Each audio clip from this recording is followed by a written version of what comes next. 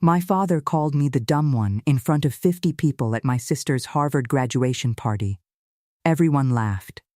He even announced that my sister would inherit the mansion, the Tesla, and his entire company. Because she was the smart one. What he didn't know was that my grandmother had already written a secret will that would make me the largest shareholder in his company. The backyard of my parents' mansion was glowing with expensive lights and champagne glasses.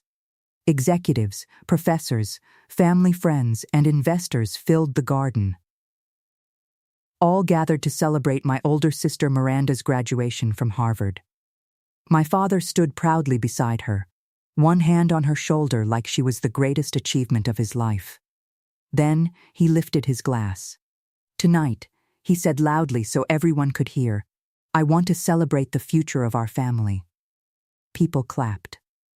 My sister smiled confidently. My father continued, "Miranda has always been the brilliant one. Harvard graduate, top of her class, and soon the future CEO of Carter Cybersecurity." More applause. Then he said something that froze my blood. "To make it official," he announced, "Miranda will inherit the family mansion, the Tesla, and my leadership position in the company." The crowd cheered. Then my father looked directly at me. His smile changed. "Of course," he said, chuckling slightly. "Not every child is blessed with the same level of intelligence." Some guests laughed awkwardly. "For 20 years," he continued, raising his glass again, "we've had one genius, and one daughter who unfortunately didn't inherit the brains." More laughter. My face burned with humiliation. My parents had just called me the dumb one in front of 50 people. But what they didn't know was that someone else had heard every single word. At the far edge of the garden, quietly sitting in a chair, was my grandmother. And she had already written a secret will that would change everything. Underscore. I grew up in a house where intelligence was treated like a trophy. My father was a powerful tech entrepreneur who built a cybersecurity company worth hundreds of millions of dollars. My father had been a finance executive before she decided to manage the family's wealth full-time. Success was everything in our home. Grades were compared. Achievements were celebrated. And failure was humiliating. My sister Miranda was the perfect child. Straight A's, debate champion, science competitions, scholarships. Every report card she brought home was framed like a piece of art. Teachers adored her. My parents worshipped her. They spoke about her future like it was already written. "Miranda will run the company someday. Miranda has the brain for leadership. Miranda is extraordinary." Then there was me. I wasn't stupid. But I wasn't academic either. I struggled with traditional school subjects. Memorizing theories and formulas felt exhausting to me. I learned better through real-world experience, problem-solving, and practical thinking. But in my family, none of that mattered. If it wasn't a perfect test score or an elite university acceptance letter, it meant nothing. So the label started when I was young. The dumb one. At first it sounded like a joke. Then it became normal. At dinner my father would say things like, "Let Miranda answer that. She's the smart one." My mother once told a neighbor while I was standing right there, "Every family has one child who didn't quite inherit the brains." Everyone laughed. Miranda didn't laugh loudly. But she didn't defend me either.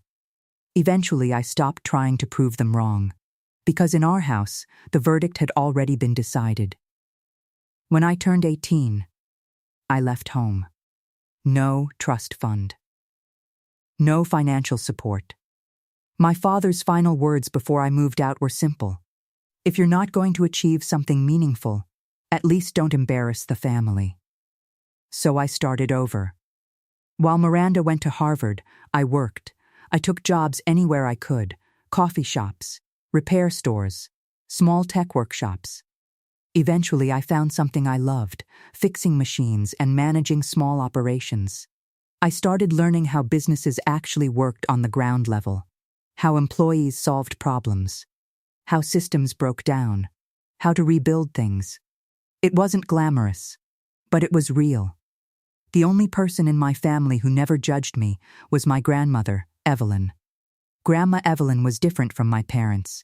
She didn't care about Ivy League degrees or corporate titles. She used to sit with me in her garden and listen to my stories about work. One day she told me something I never forgot. "People confuse education with intelligence," she said softly. "But life teaches lessons universities never can." She never once called me the dumb one. What I didn't realize back then was that she had been quietly watching everything. Years later, Miranda invited me to her Harvard graduation party. At first, I didn't want to go. But Grandma insisted. "You should be there," she told me. So I went. The moment I stepped into the backyard of my parents' mansion, I knew I didn't belong. Luxury cars lined the driveway. Business executives stood around discussing investments. My parents walked Miranda around the party like she was royalty. "This is our daughter," my father proudly told guests. Harvard graduate, future CEO of the company. When someone asked about me, my mother smiled politely and said, "Oh, that's our other daughter." Other daughter. Not even my name. I stayed quiet near the back of the garden, holding a drink and counting the minutes until I could leave. Then my father made his speech, the one where he announced Miranda would inherit everything. The mansion, the Tesla, the company, and then the part where he called me the dumb one in front of everyone. After the applause ended, I quietly walked toward the gate. That's when I noticed Grandma sitting alone near the edge of the garden. She had heard everything. Her expression wasn't angry. It was disappointed, like she had expected better from her own son. Grandma had passed away. The funeral was quiet and heavy. Losing her felt like losing the only person who had ever truly understood me. After the service, the lawyer asked everyone to stay for the reading of her will. My parents looked relaxed. Miranda looked confident. Grandma had always been wealthy, but most people assumed her assets would be divided in predictable ways. The lawyer started reading. The house, charity donations, family gifts. Then he paused, looked directly at me. My stomach tightened.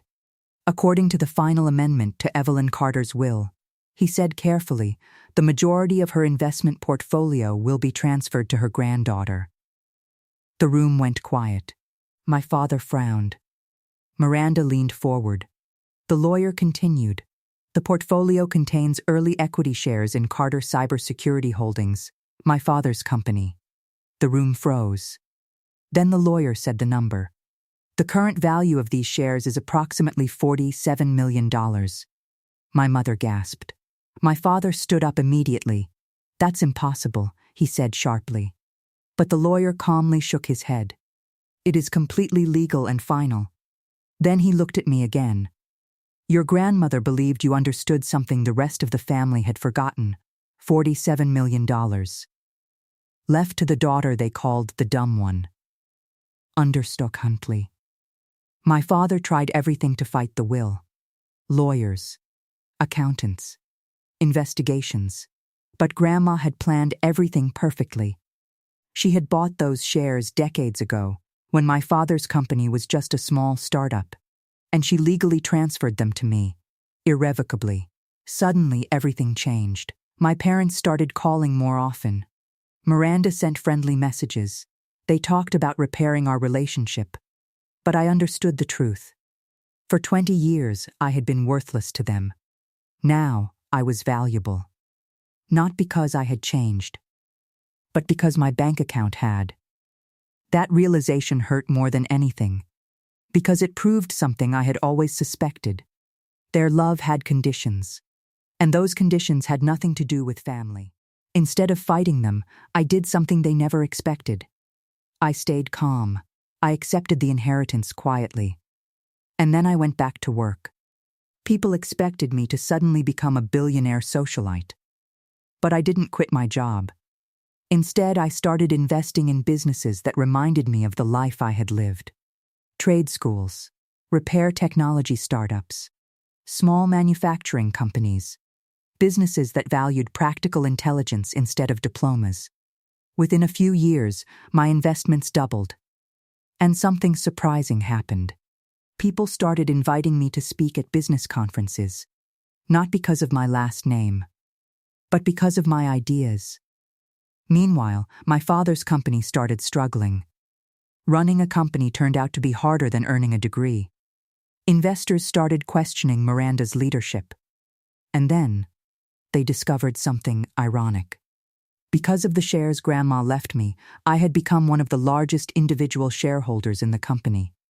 The same company my father once said I was too dumb to understand. The final moment of justice came at a shareholders' meeting. My parents sat across the table from me. For the first time in my life, they looked nervous. My father cleared his throat. "We'd like to discuss cooperation moving forward," he said carefully. Miranda stared down at the table. I looked around the room. Executives, investors, people who had laughed when my father called me the dumb one. Then I spoke, calmly. "I'm not here for revenge," I said. "I'm not here to destroy anything." The room stayed silent. But respect matters. I looked at my father. "For 20 years you told me I had no value." I paused. "But value isn't defined by degrees, titles, or expectations." Then I finished the sentence. "It's defined by character." No one laughed this time. And for the first time in my life, my parents had nothing to say. Underscore core. Sometimes I visit Grandma's grave. Not because of the $47 million she left me, but because of the message behind it. She didn't just leave me money. She left me proof. Proof that someone had seen my worth long before anyone else did. My parents spent 20 years calling me the dumb one. But the truth is, they never really understood intelligence at all. And the most satisfying part of this entire story isn't the money. It's the silence that came after. Because sometimes the greatest revenge isn't destroying the people who underestimated you.